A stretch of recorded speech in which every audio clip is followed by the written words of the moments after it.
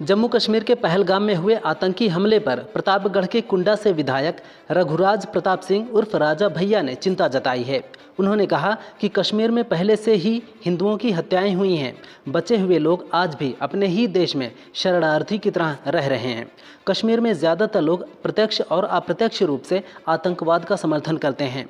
यहाँ के राजनीतिक दल भी इससे जुड़े हैं। जम्मू कश्मीर के पहलगाम में हुए आतंकी हमले से पूरा देश सदमे में है। देश में चारों तरफ इस कायराना हमले की निंदा की जा रही है। देवबंद के इस्लामी विद्वान और जमीयत दावतुल मुस्लिमीन के संरक्षक मौलाना कारी इसहाक गोरा ने इसे इंसानियत का कत्ल करार दिया है। उन्होंने कहा कि ये हमला सिर्फ कुछ बेगुनाहों का कत्ल नहीं, बल्कि देश की अमन और इंसाफ पसंद तहजीब पर सीधा हमला है। कश्मीर में होने वाले किसी भी आतंकी गतिविधि का सबसे ज़्यादा असर कश्मीर के पर्यटन पर पड़ता है। पहलगाम हमले के बाद भी ऐसा देखा जा रहा है। सोशल मीडिया पर लोग पोस्ट कर रहे हैं कि गर्मियों की छुट्टियों में कश्मीर घूमने का प्लान था, अब टिकट कैंसिल करनी पड़ेगी। कुछ लोगों ने टिकट कैंसिल भी कर दी हैं। कश्मीरी लोग भी हमले का असर पर्यटन पर पड़ने की आशंका जता रहे हैं। पहलगाम हमले में एजेंसियों को डिजिटल सबूत मिले हैं। एजेंसियों के मुताबिक आतंकियों के फुटप्रिंट्स मुजफ्फराबाद और कराची तक पहुंच रहे हैं। घटनास्थल से एडवांस कैटेगरी के संचार उपकरण मिले हैं जो गवाही देते हैं कि आतंकियों को बाहर से लॉजिस्टिक सपोर्ट मिला था। हमले की सटीकता से पता चलता है कि वे ट्रेंड थे। 4 आतंकियों की जो तस्वीरें सामने आई हैं उसमें सबसे दाईं ओर पाक सेना से रिटायर 36 साल का आसिफ फौजी भी है। योग गुरु बाबा रामदेव ने पहलगाम में हुए आतंकी हमले पर प्रतिक्रिया दी है। उन्होंने कहा कि हिंदुस्तान में 2 तरीके के मुसलमान हैं।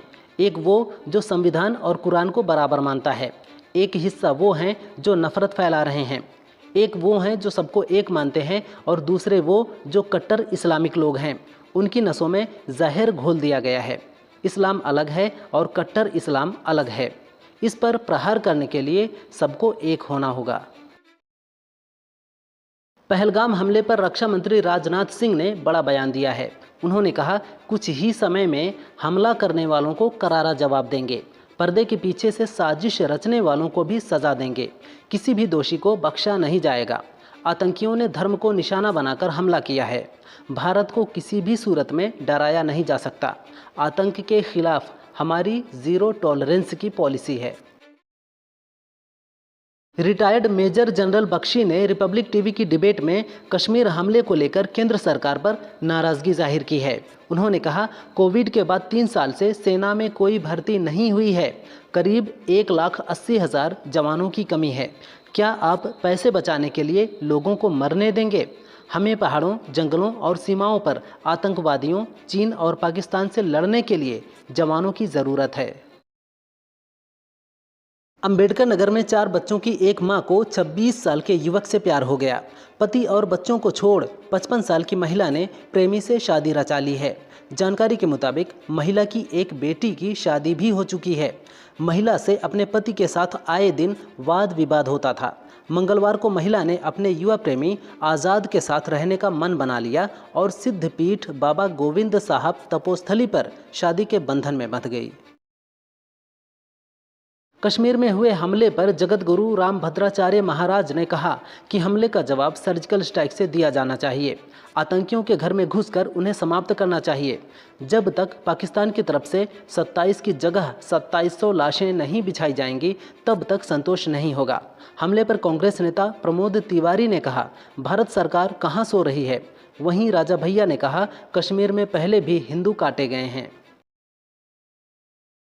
एमपी के कैबिनेट मंत्री कैलाश विजयवर्गीय ने राहुल गांधी पर जमकर निशाना साधा। उन्होंने कहा, एक गांधी देश के गरीबों के लिए अपने कपड़े उतार कर जीते थे, बकरी का दूध पिया करते थे। यह गांधी तो थाईलैंड जाकर छुट्टी मनाते हैं। वो गांधी गाय की पूजा करते थे, ये गांधी तो बीफ खाता है। उन गांधी को तो हम भी मानते हैं, उनका पूरा सम्मान करते हैं। यह गांधी देश के लिए कहीं न कहीं नकारात्मक है।